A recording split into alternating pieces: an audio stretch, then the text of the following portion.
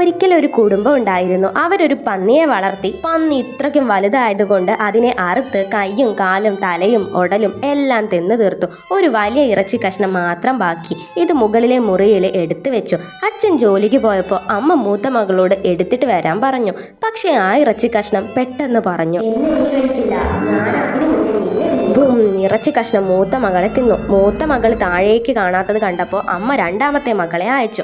അവളെയും തിന്നു തീർത്തു. രണ്ടുപേരെയും കാണാതായപ്പോൾ ഇളയ മകളെ അയച്ചു.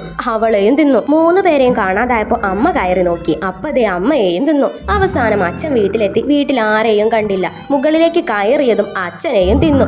ഇപ്പൊ ഇറച്ചി കഷ്ണം വലിയ ബോൾ പോലെയായി. ഭാരം കൂടി താങ്ങാനാവാതെ അത് താഴെ വീണു. ഉരുണ്ടുരുണ്ടുരുണ്ട് വീടിന്റെ പുറത്തെത്തി. തെരുവിലൂടെ ഉരുണ്ടുരുണ്ടുരുണ്ട് കാണുന്നവരെല്ലാം തിന്നു.